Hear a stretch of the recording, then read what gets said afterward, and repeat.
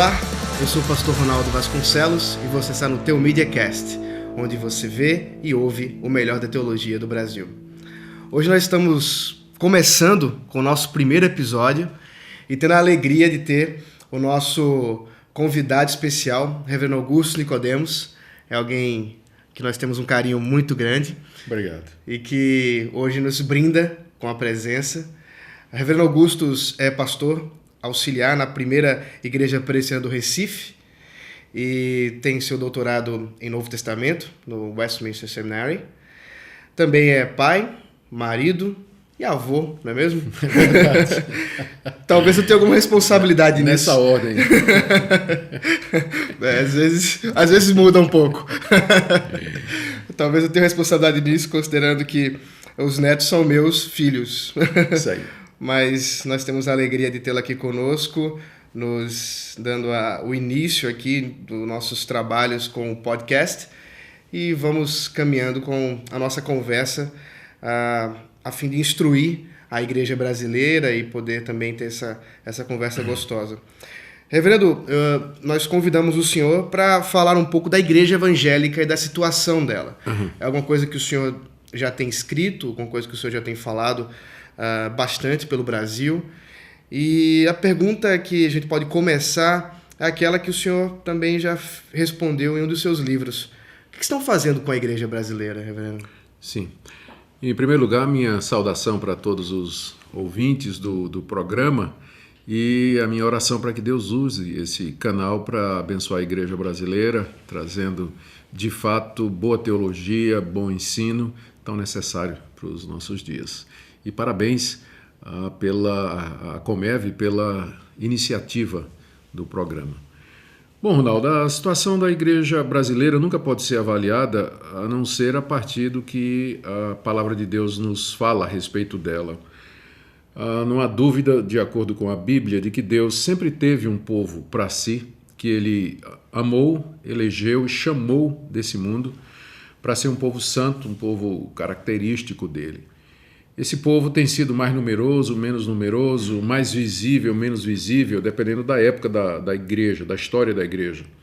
No período medieval, por exemplo, a igreja era praticamente reduzida, embora a estrutura externa da igreja católica dominasse o mundo, mas a gente sabe que o conhecimento do verdadeiro evangelho era muito limitado.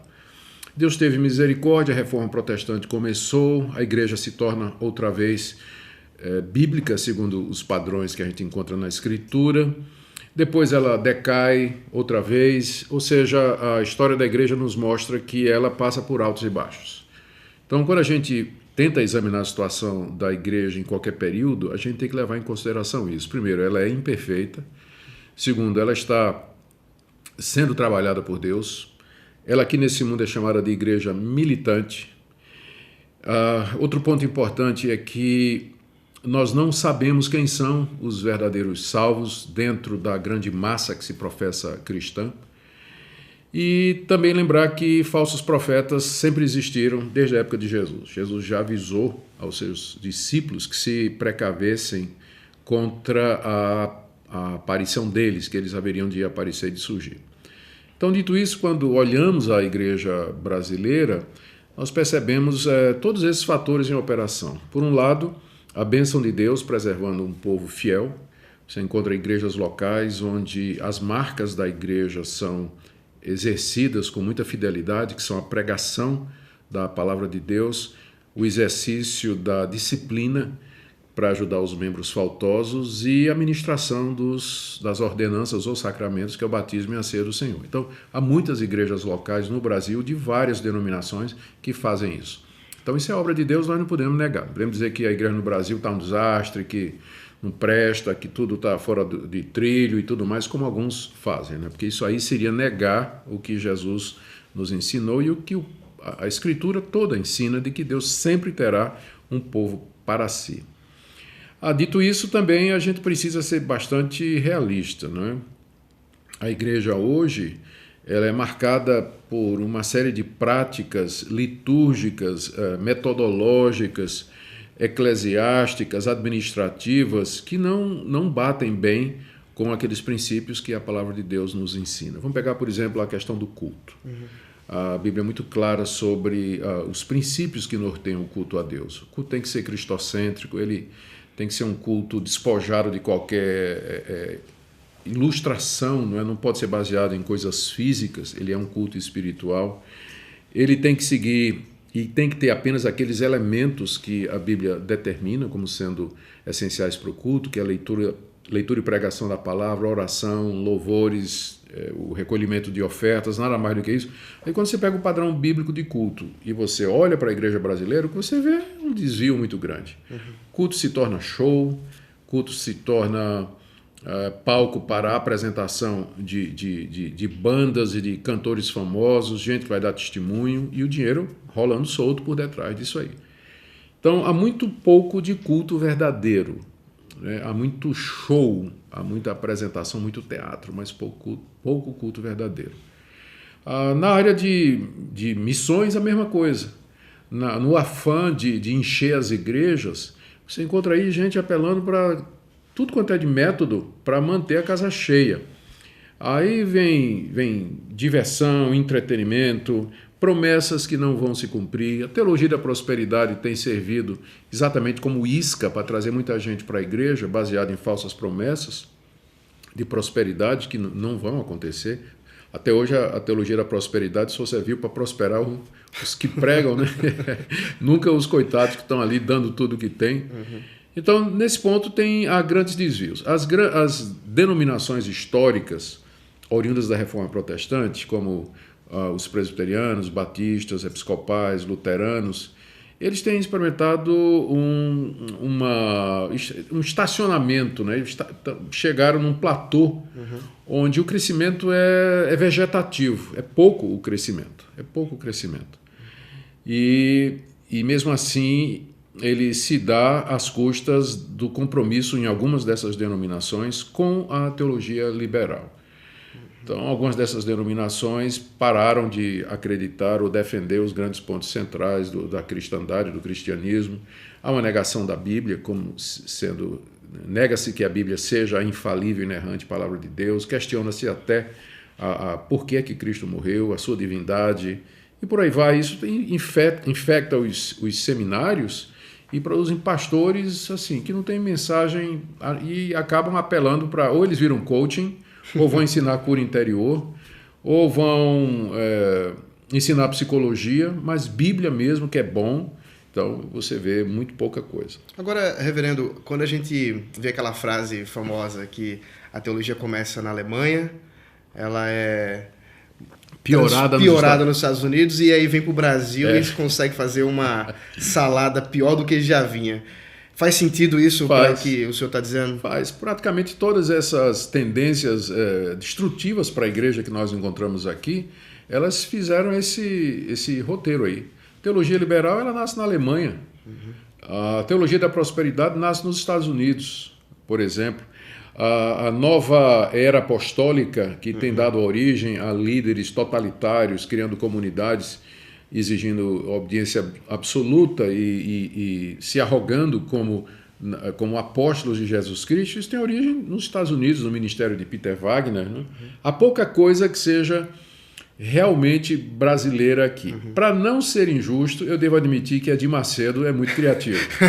Edir Macedo conseguiu, um carioca, muito esperto, ele conseguiu juntar elementos de marketing com pinceladas da teologia da prosperidade, juntou com o movimento de batalha espiritual, pegou elementos da espiritualidade brasileira, ele se baseia muito em elementos tirados da Umbanda, por exemplo, essa questão dos objetos, da guerra espiritual, dos demônios serem os mesmos deuses da Umbanda. Então, é talvez o mais brasileiro dos que ensinam uma teologia contrária à palavra de Deus. Mas o mais é tudo importado, não tem nada novo debaixo do sol. Você acredita que a teologia da Universal é uma teologia... em si mesma, quer dizer, deles própria deles, ou ela de fato ele juntou coisas, mas fez uma coisa própria, fez uma... Eu creio, Edir Macedo não tem um mentor. Se você procura quem é o mentor dele, Não tem. Todos os outros líderes brasileiros, se você procurar, ele vai se inspirar em alguém ou a continuação do ministério de alguém.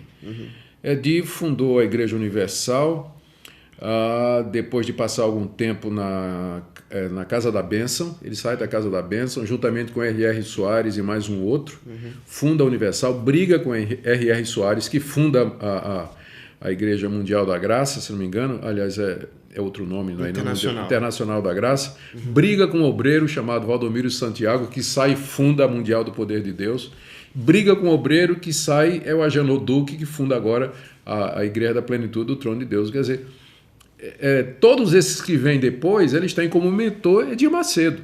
Todas essas outras igrejas neopentecostais, elas têm origem na Universal, em Edir Macedo. Você tem talvez um pouco de influência do Macalister, ainda que chegou a ter uma certa influência, o Macalister pai. Né? Mas o Macalister pai, ele era um pentecostal clássico. Sim. Não é? E o Edir não é nada disso. Ele é um neopentecostal. Ele inaugura a Igreja Universal, é um marco decisivo para a popularização e oficialização do período neopentecostal no Brasil, com a teologia da prosperidade, batalha espiritual, uso de objetos, um culto voltado para a libertação, tudo centrado na figura de um líder só, que não responde a ninguém e que manda em tudo e todos. Então, isso aí acabou se tornando um modelo para o surgimento de centenas de denominações e igrejas que hoje seguem o modelo inaugurado pela Igreja Universal do Reino de Deus. E você tem uma consequência muito triste com relação a isso.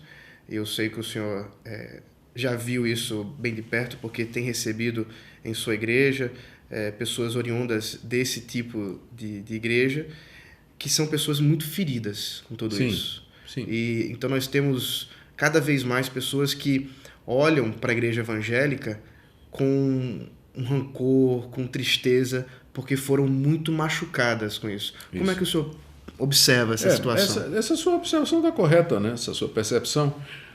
O que acontece? Essas igrejas, o carro-chefe delas é a teologia da prosperidade. A teologia da prosperidade ensina que se você for fiel e generoso e sacrificial no seu dízimo, na sua oferta, nas suas promessas a Deus, se você plantar sementes, se você fizer propósitos, todos eles financeiros, então Deus está obrigado, Deus se obriga a lhe retribuir financeiramente e lhe dando mais do que aquilo que você investiu.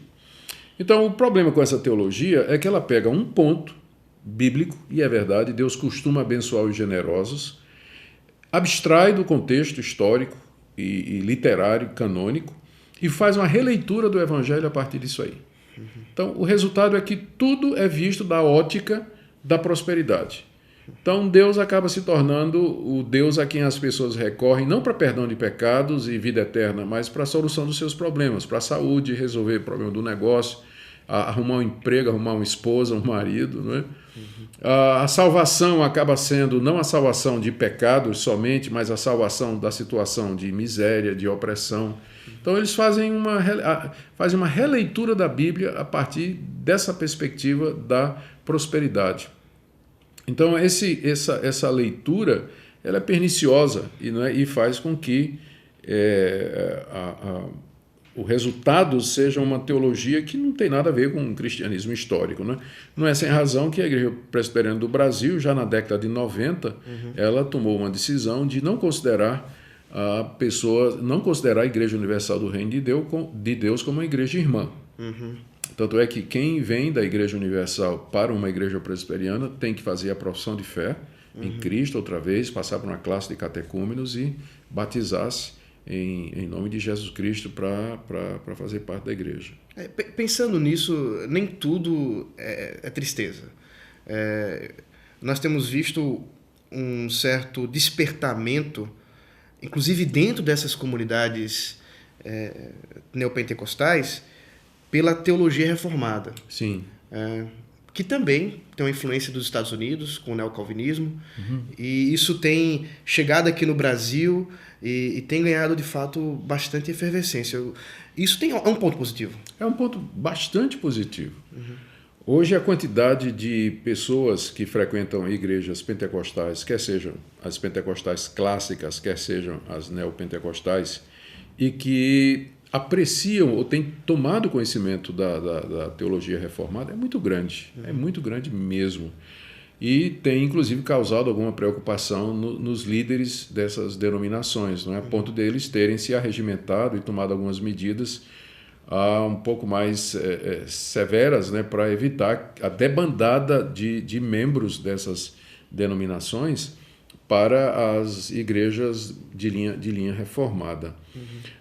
Eu creio que esse despertamento do interesse pela fé reformada se deve a alguns fatores. O primeiro deles é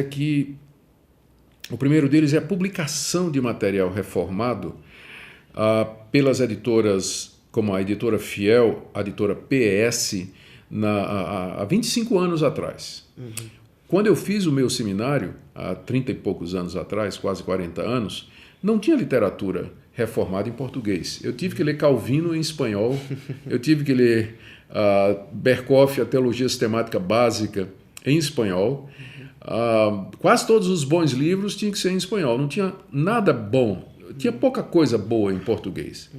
Então, a igreja presbiteriana e outras igrejas consideradas reformadas o eram mais por uma questão de tradição e porque foram assim que foram ensinados, e havia pouca academia, havia pouco ensino teológico disponível, né, sobre isso.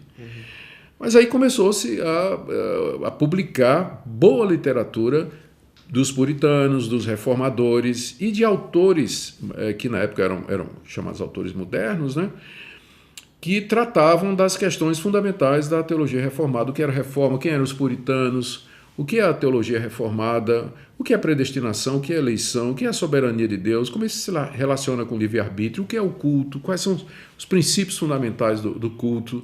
Então, isso começou a ser publicado e espalhado pelo Brasil todo. No começo pela editora Fiel, depois pela editora Publicações Evangélicas, que foi começada pelo Bill Barclay, que inclusive foi membro da igreja de Martin Lloyd-Jones, lá na Catedral de Westminster, lá na Inglaterra. E eu tenho o privilégio de conhecer o Bill Barclay, agora aposentado, e que fez um trabalho. Uma vez ele me disse, olha, sabe quem mais compra dos meus livros aqui? Ele traduzia tudo de Martin Lloyd-Jones e de muita gente reformada, tinha uma lojinha lá no centro da cidade. Eu sempre visitava ele e a gente almoçava juntos, ele dizia, você sabe quem é que mais compra livros aqui? Os pentecostais. Os pentecostais é quem mais comprava livro lá. E essa semente que foi plantada começou a produzir fruto. E aí vieram as mídias sociais, que foi uma revolução. Boa parte dessa juventude que está nessas igrejas, assim, o pessoal na igreja, especialmente na Assembleia de Deus, eles aprendem que a Bíblia é a palavra de Deus. E está absolutamente correto, né? Nós consideramos a Assembleia de Deus como uma igreja irmã nossa. Então eles aprendem lá que a Bíblia é a palavra de Deus. Mas por conta do próprio jeito de ser da Assembleia de Deus, os seus pastores não se preparam tanto. São homens de Deus, piedosos, homens de oração, mas eles fazer evangelística. Como evangelistas ninguém supera. Mas não basta só evangelizar, depois você tem que doutrinar. E aí vem questionamentos, a juventude toda que se converteu, indo para a universidade, tendo contato agora com outros desafios, eles precisavam de alimento sólido que não encontravam nos seus pastores. Né? E aí foram para as redes sociais. E aí começaram a ver sermão do Paul Washer, começaram a ver sermão do John Piper, Don Carson, Tim Keller, Hernandes Dias Lopes, e outros, né, que a modéstia impede de mencionar. E eles disseram assim, olha aí, pregação bíblica, né? Pregação expositiva. É isso que a gente está querendo. E aí eles vieram, não por conta da teologia reformada, mas eles vieram primeiro porque queriam ouvir Bíblia. Só que todos esses pregadores, eles eram reformados. Aí o passo seguinte foi que eles tomaram conhecimento da fé reformada. Né? Começa com a pregação expositiva e depois o próximo passo é a fé reformada. E então isso se espalhou pelo Brasil, de maneira que eu creio que a gente pode falar que existe realmente uma obra do Espírito Santo no Brasil trazendo um novo apreço pela Bíblia, pela pregação expositiva, pelo que Lyndon Duncan, que é um pastor muito conhecido nos Estados Unidos, chamou Big God Theology, ou seja, a teologia de um grande Deus, um Deus grandioso. Então, essa teologia de um Deus grandioso, um Deus que é soberano, que atende orações, que é sábio, que é justo e verdadeiro e cujos mistérios nós não conhecemos plenamente, essa teologia começou a se espalhar pelo Brasil. E eu vejo com muita alegria esse crescimento. E a minha oração é que isso continue. Sim. E que muitos jovens, né, se tornem líderes e amantes da teologia reformada, da boa teologia, para abençoar esse país tão carente. O senhor acredita que o avivamento que a gente tanto espera, eu sei que é alguma coisa que às vezes é falada em alguns meios, mas que o Brasil de fato nunca provou, como aconteceu na história dos Estados Unidos, na África e tudo. Ele vai vir por meio da pregação expositiva. A pregação expositiva seria esse instrumento que talvez Deus esteja usando para trazer um avivamento para nosso país? Eu responderia como um certo personagem bíblico: eu não sou profeta nem filho de profeta. Alguém já disse que é muito difícil profetizar, especialmente sobre o futuro, né? Reverendo, eu não sei como Deus vai fazer. O que a história dos avivamentos nos ensina, e mais do que isso, o que a Bíblia nos ensina quando trata dessa questão, é que Deus age de maneira totalmente imprevisível. A gente não tem como elaborar um avivamento, predizer ou determinar, ou mesmo arquitetar um. Avivamentos acontecem. Por exemplo, pensando na Reforma Protestante, se na providência de Deus a imprensa não tivesse sido descoberta um pouco antes da Reforma Protestante, ela provavelmente não teria saído do papel. Ainda hoje, as 95 teses de Lutero estaria lá pregada na porta. E ninguém tinha lido. Lutero aproveitou que a imprensa tinha sido descoberta e estava em uso e fez uso abundante de material publicado, escrito, para panfletar a Europa com as suas ideias. E foi isso que levou o fogo da reforma por toda a Europa. Ninguém esperava isso, né? Foi algo que ninguém planejou, essa junção da reforma com a imprensa. Da mesma forma, hoje ninguém, imagina, 10 anos atrás, 15 anos atrás, quando a internet começa a pegar fogo, tomar conta, o pessoal dizia que era coisa do diabo. Né? Os pastores pregavam de púlpito para os crentes não ir para a internet. www.666. Que era coisa do demônio, né? Não fosse usar a internet e tudo mais. Quem diria, né, há 15 anos atrás, que a internet seria o meio pelo qual Deus estaria despertando milhares de pessoas no mundo todo. Semana passada eu estava com o D.A. Carson num evento lá em Fortaleza. E nós estávamos falando exatamente desse despertamento da fé reformada no Brasil. Ele queria mais detalhes sobre como estava acontecendo. E aí ele disse: Augustus, isso não está acontecendo só no Brasil, não. Está acontecendo na América Latina de uma maneira muito forte, mas muito forte mesmo. E em outras partes do mundo que eu tenho visitado. Ele viaja pelo mundo todo, né, pregando. E então ele disse: olha, aonde eu tenho chegado, na China, na Coreia, partes da Europa, falando, há um interesse, um despertar pela fé reformada no mundo todo. Eu creio que isso mostra que Deus é soberano e que ele age da maneira que ele quer. Se o Brasil vai ver um grande avivamento espiritual, eu realmente não sei. Eu gostaria de sim. Não sei o que é que Deus vai usar para isso. Como eu disse, não é? Ele age de maneira inesperada. E esse pequeno avivamento que a gente está vendo veio de um jeito que a gente não esperava, são as mídias sociais. Continua sendo inesperado. Né? Continua sendo inesperado.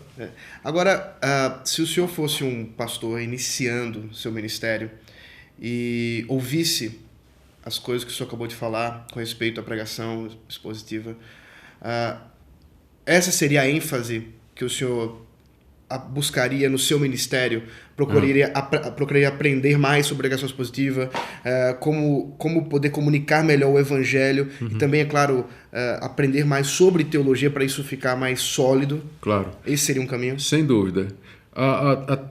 A pregação expositiva, ela não é um método. Ela não é um método, mas é uma abordagem, é uma atitude que a gente tem para com a Bíblia. Se eu considero a Bíblia como a palavra de Deus e como o meio pelo qual Deus vai sustentar a sua igreja, abençoar as pessoas, confortar as pessoas, então eu não posso ter outro alvo no meu ministério a não ser aprender a Bíblia e aprender a comunicá-la. Então, a pregação expositiva é aquela pregação que se propõe a ler a Bíblia e expor o seu significado. E existem várias maneiras de fazer isso. John Piper, que é considerado um pregador expositivo, tem um estilo que é só dele.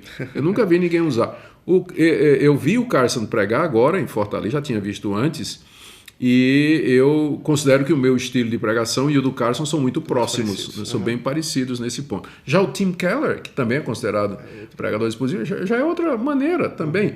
O Hernandes Dias Lopes, que também é um dos grandes pregadores expositivos do Brasil, mas ele tem o próprio estilo dele. No final, o que torna essas pregações, o que pode ser chamadas, elas podem ser chamadas de expositivas, é porque elas têm como objetivo expor o conteúdo da Bíblia e não a minha ideia. Eu não vou para o púlpito falar de mim, contar as minhas experiências, as minhas aventuras, informar os meus ouvintes a respeito do que está acontecendo no mundo, a não ser com propósito introdutório. Mas o meu alvo ali, quando eu estou diante de uma audiência, é ensinar a palavra de Deus para aquelas pessoas. Então, o que eu diria para fazer isso, você tem que estudar a Bíblia, você tem que crer nela, você tem que amá-la, você tem que confiar no poder dela, e você precisa estar numa atitude de dependência do Espírito Santo para fazer isso. Então, era isso que eu diria, respondendo a sua pergunta, né, para um pastor principiante, que ele deveria concentrar nisso, ser um biblista, alguém que ama a Escritura, conhece a Escritura e cuja missão na vida é realmente ensinar a Escritura às pessoas que Deus colocar sob sua responsabilidade. Isso vai envolver tempo, vai envolver trabalho, sacrifício, renúncia, investimento mesmo. A pessoa precisa estudar, comprar livro, né, ter boa literatura, porque ele não vai ser o primeiro a dizer aquelas coisas, já teve gente que falou sobre isso antes, não é? E especialmente ter uma vida de comunhão com Deus, vida de oração, de dependência de Deus, uma vida limpa, que tenha autoridade, que as pessoas vejam que ele está ensinando a palavra de Deus com autoridade. Isso tem muito a ver com a vida de oração e de comunhão do pregador.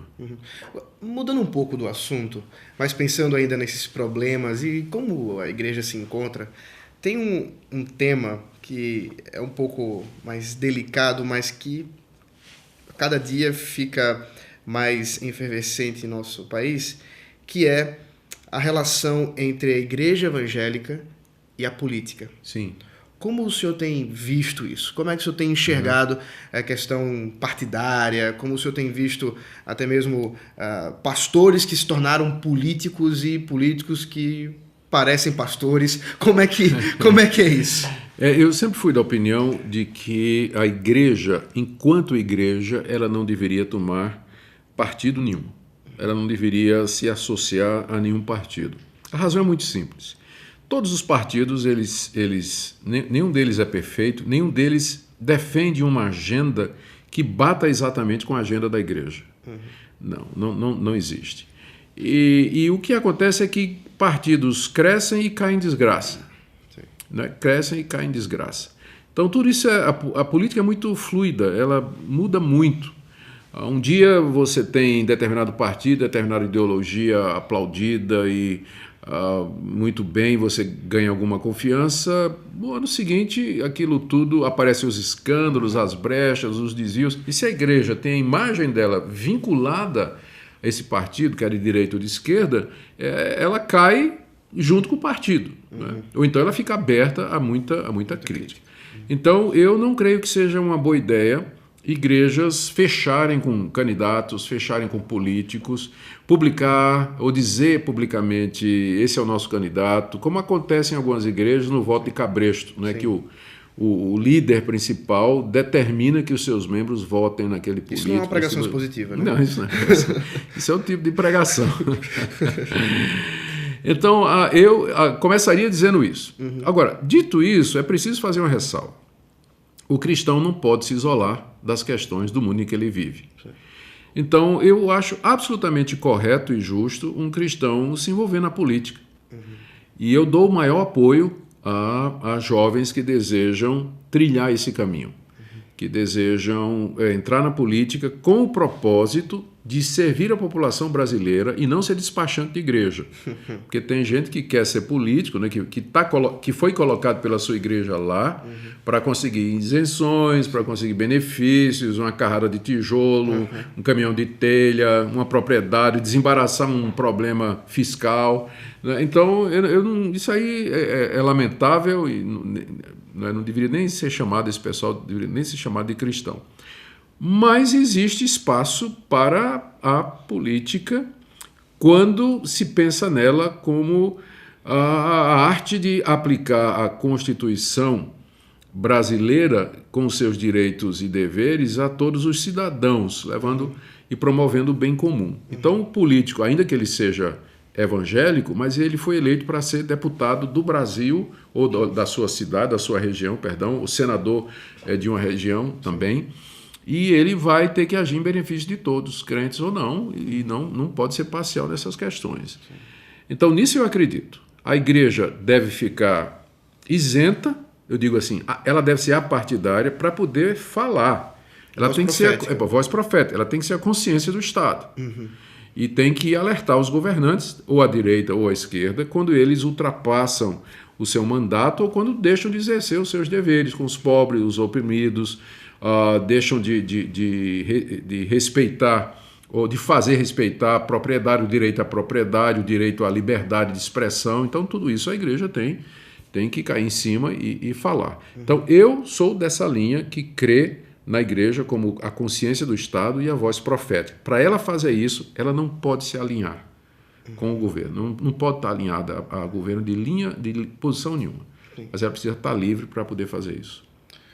E pensando nessa situação da igreja, a gente observa essas questões negativas, neopentecostalismo, às vezes essas questões dos escândalos políticos e tudo mais.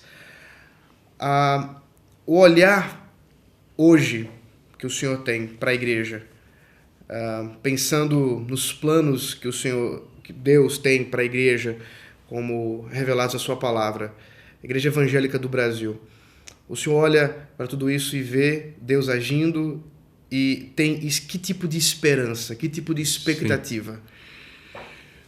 Ronaldo, essa sua pergunta é muito interessante. Talvez de todas foi a mais difícil, viu? Porque aí nós entramos na questão da escatologia. Eu sou amilenista. Então, a posição amilenista, ela acredita que Cristo já reina, Cristo tem toda a autoridade no céu e na terra, e que ele está conduzindo o mundo de acordo com seus planos e seus propósitos. Só que esse período do reinado de Cristo, que é um reinado espiritual, não é terrestre e nem literal de 1000 anos, não sei quanto tempo vai durar ainda, já está mais de 2000 anos, né? Começa com a ascensão e a entronização dele. O que eu sei é que ao final desse período aparecerá o anticristo junto com o que a gente chama da grande tribulação. Então a tendência, eu creio, do mundo não é melhorar, mas a tendência do mundo é piorar. Só que essa piora, ela não é assim. Ela é uma senoidal para baixo. Ela não é uma reta. Então, na descida, tem subidas e descidas. Eu já fui jipeiro, né? Já andei muito de jipe aí nas serras lá do Rio de Janeiro. E é interessante, você sobe... Tem caminhos em que você sobe a serra, você está subindo, né? Mas tem hora que você desce para depois subir de novo, desce para subir de novo. Então, é mais ou menos assim como eu vejo a trajetória da história para o futuro, de acordo com o meu entendimento bíblico. O mundo vai ficando cada vez pior e por isso que eu não tenho muita esperança, né, em governos ou enfim, ONU, qualquer coisa que provenha do homem. Isso não quer dizer que sempre vai ser ruim.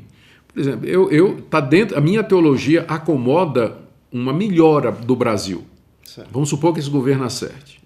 Então, aí melhora tudo, né? Melhora a economia, a liberdade de expressão para todo mundo, o nível de pobreza diminui. Então, isso não contradiz o meu pessimismo, né? Mas é apenas uma bolha dentro da descida para baixo em que o mundo vai. Então, por quê? Porque a minha expectativa é a vinda do Senhor Jesus para encerrar essa fase da história como nós a conhecemos e dar início ao novo céu e nova terra, onde habita de fato a justiça. Então é ali que está a minha esperança, minha expectativa, minha esperança é o novo céu e nova terra, a ressurreição dos mortos. É isso que de fato acalenta o meu coração. Eu não tenho muita esperança ou expectativa aqui nesse mundo presente, né? Como eu disse, a minha posição é basicamente pessimista, vamos chamar de realista, né? Mas eu posso orar por avivamento? Pode, eu oro por esperar avivamento. Que pessoas se convertam. Sim, sem dúvida. Na descida é um daqueles momentos em que você dá uma subidinha aí para descer de novo. Né? Mas a gente pode orar por avivamento, uma melhora na situação do nosso país, pela conversão de pessoas, eu faço isso. Mas eu sei que, apesar de tudo, o mundo se encaminha para o reino do anticristo e a grande tribulação, que será encerrada com a vinda do Senhor Jesus em glória. Amém. Amém, reverendo. Para encerrar, eu gostaria de mencionar esse livro que o senhor acabou de publicar, acabou de sair, e na verdade o nosso plano dentro desse podcast é também oferecer boas indicações de literatura, de bons livros. Eu não sei se eu posso dizer que esse é um bom livro, eu não li ele ainda. Mas eu já ouvi bastante dele e sobre ele. O que o senhor pode falar um pouco a respeito do poder de Deus para a salvação, a exposição de Romanos 1-7 para a igreja de hoje? Sim. Esse é o primeiro volume de uma série de 2.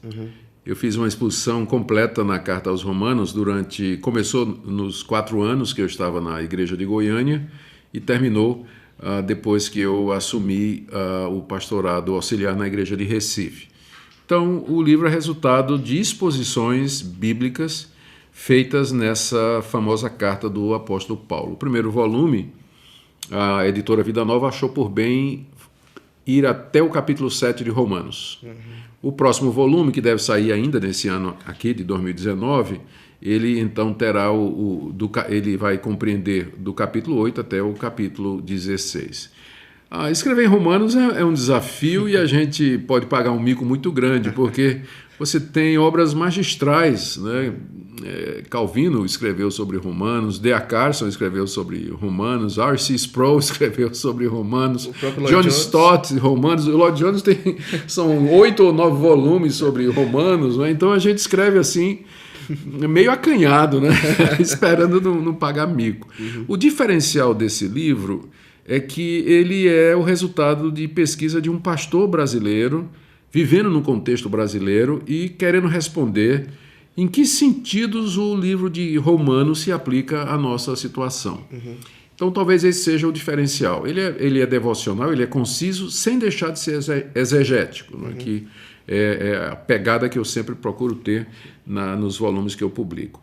Então, nesse sentido, eu creio que ele encontra um espaço, sim, né, ao lado dentro da galeria dos autores de Romanos, e eu espero que ele seja útil aí para os membros da igreja em geral, pregadores, pastores, estudantes de teologia. Eu sei que esse livro é a partir das mensagens que o senhor fez, né, tanto na igreja de Goiânia e agora também na igreja de Recife. E esses sermões estão também na nossa plataforma de streaming do Teomídia, né? E você pode visualizar também esse produto. Nós ficamos muito contentes com essa conversa, reverendo. Foi muito gostoso. Eu espero que Deus tenha sido glorificado. Amém. E que as pessoas, ao assistirem, possam ser, de fato, edificadas por aquilo que a gente conversou e também poder buscar mais informação a partir desses temas que aqui trouxemos. Tudo isso para a glória do Senhor. Muito obrigado. Eu que agradeço, obrigado pela oportunidade e estamos à disposição para servir aos irmãos sempre que pudermos. Ok, a gente fica por aqui. Até a próxima.